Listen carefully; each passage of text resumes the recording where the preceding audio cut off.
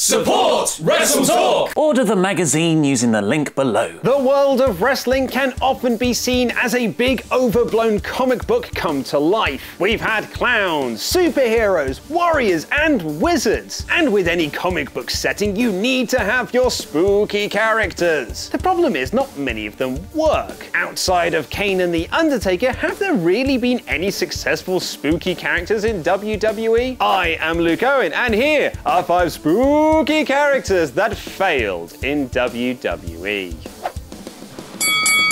ECW's 2006 revamp debuted on the Sci-Fi Channel, and the company wanted to appeal to the audience that usually watched that station. This led to pitches like Hardcore Holly as a spaceman and the vampire Kevin Thorne. The man who was once known as Mordecai debuted in ECW in June and July 2006, along with a tarot card reading valet Ariel, and was actually supposed to be a part of a stable with former WWF vampire Gangrel. Following his first WrestleMania, Ariel was released by WWE, and Thorne had floundering feuds with Stevie Richards and Tommy Dreamer. Although Thorne claimed he was set for bigger things, including revitalizing his would-be feud with The Undertaker when he was Mordecai. Sadly for Thorne, it was these plans for an Undertaker feud that killed his WWE run, and he was sent back to developmental company OVW in November 2007. One day Vince goes, "Why are you dressing like Taker?" I went, "Because you told me to. You guys wanted me to wrestle Taker. That's what Dusty is telling me. I don't know. I don't know what you want me to tell you." Vince said, "You're trying to copy him." I'm like, "No, I'm really not, because you're the one who told me to go all black, remember? And then they told me to cut my hair and do everything. And then they didn't know how to write for me." And I'm like, "Okay, why the f do we do this?" And then Vince goes, "Why'd you cut your hair?" Thorne wasn't the only spooky character to debut in WWE's revamp of ECW, with the June 13th show featuring the first and only appearance of the Zombie. Essentially, the Zombie came out, cut a zombie-like promo, and then Sandman killed him with a Singapore cane. However, the reason he's on this list is because the Zombie set a bad precedent and tone for this new ECW. On a show that also saw former ECW champion Justin Credible squashed quickly by Kurt Angle, WWE were telling its fans not to expect the old ECW, because this one now has zombies. Here's the deal. This is not your daddy's ECW. This is not the ECW that ran shows in the bingo hall and revolutionized pro wrestling. This is a new WWE brand that just happens to have the initials ECW. It doesn't matter if Sci-Fi wants vampires and zombies on the show, because Raw's next pay-per-view is going to do great business with 5 cheerleaders in the main event.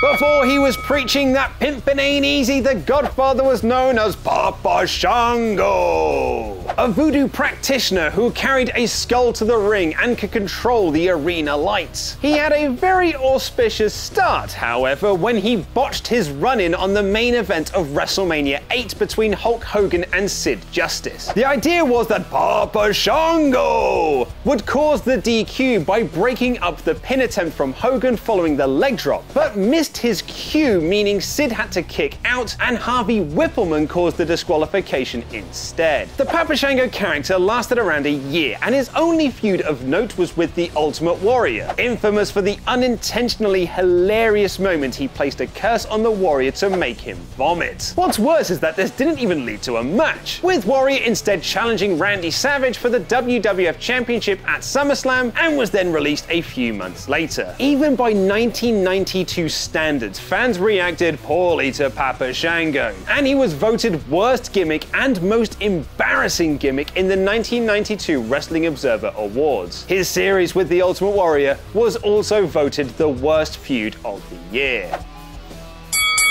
With all the wild and colourful characters in WWF during the 1990s, it's surprising it took them until 1995 to do a magician gimmick. This fell at the feet of Harry Del Rios, himself an amateur magician, when he had his one and only match in July 1995 as Fant Rzo. He walked to the ring wearing a mask that looked like a mime, which he would then remove to show he had the same face paint underneath, turned a stick into a cane, and created smoke from his hat. His match with Tony DeVito was slow and mostly boring, and finished when Fant Rzo removed DeVito's underwear and schoolboyed him. He then removed referee Earl Hebner's underwear too, which of course were striped like his shirt. Fant Rzo never appeared on WWF TV again, and in a 2006 interview claimed it was because The Undertaker didn't like the gimmick, saying it was too close to his. Magician, mortician, you could see why Taker thought it was close.